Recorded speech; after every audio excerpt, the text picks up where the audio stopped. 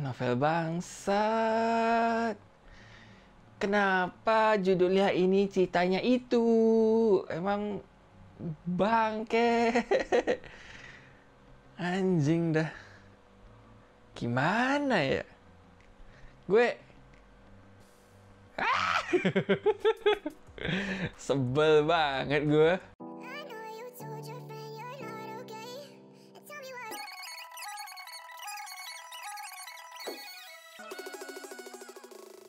Halo lovers, selamat tahun baru. Ini tanggal 2 atau 3 tahun baru banget gitu loh.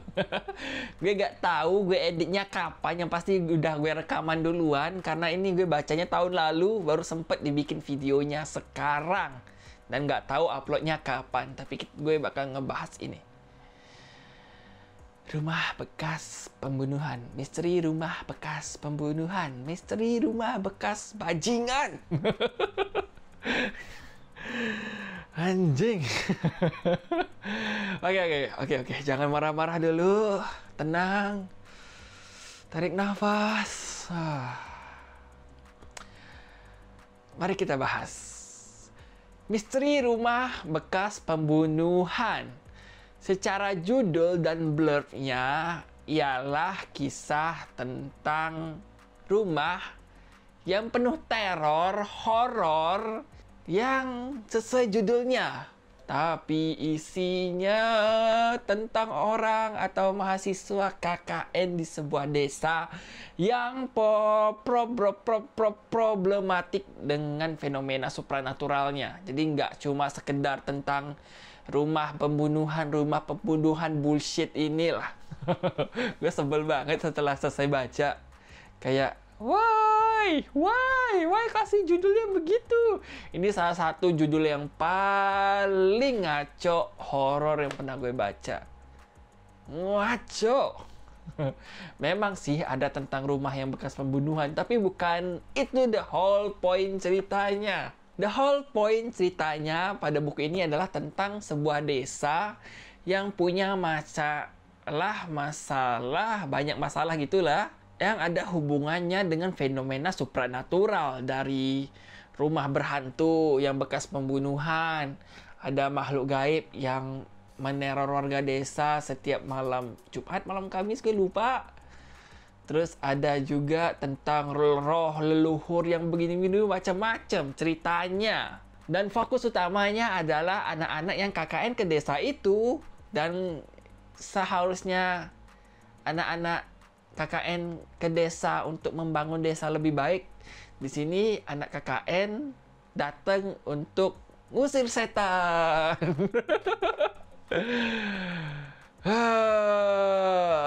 Ya ada beberapa adegan yang seru, cuman ya gitulah.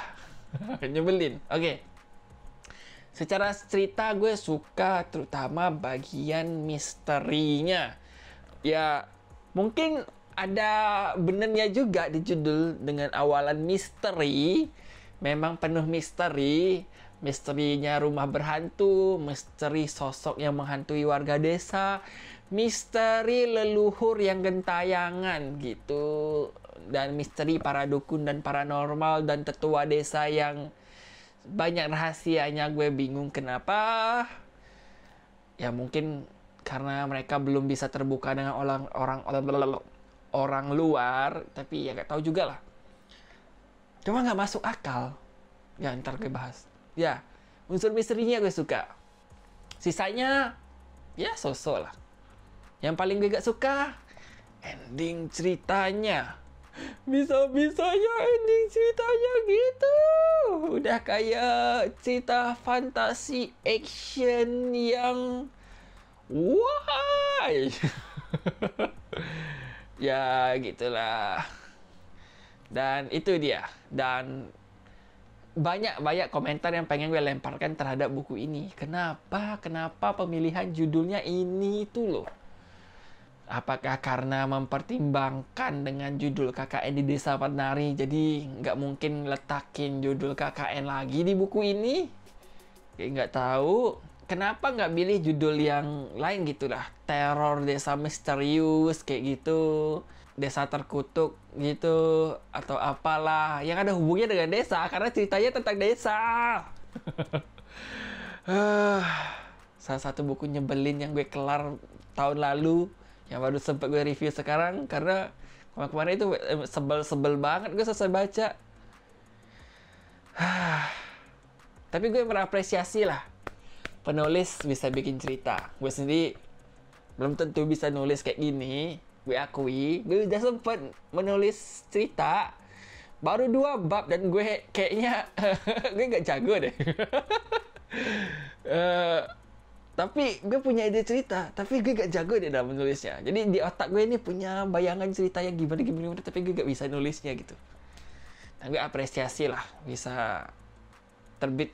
Dan ini buku pertamanya si penulis juga sih. Jadi ya oke lah.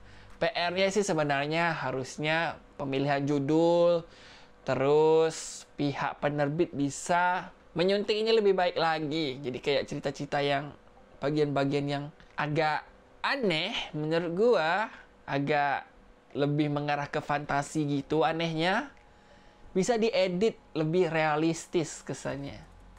Kesannya lebih ke fantasi, endingnya itu gue paling sebel.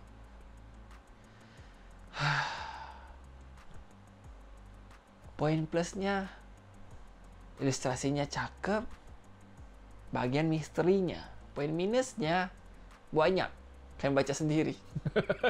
Tapi ini selera ya, ini komentar gue terhadap buku ini. Personal, gue nggak ngatain penulisnya juga, cuman gue mengkritik ya itu tulisannya kayak gini. Ceritanya, tulisannya, pemilihan judulnya, dan ceritanya, dan karakternya oke lah.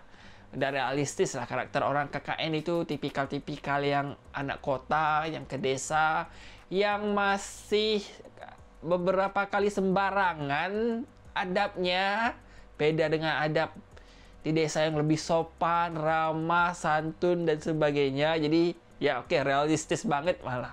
Dan gue suka juga itu. Dan itu dia review gue.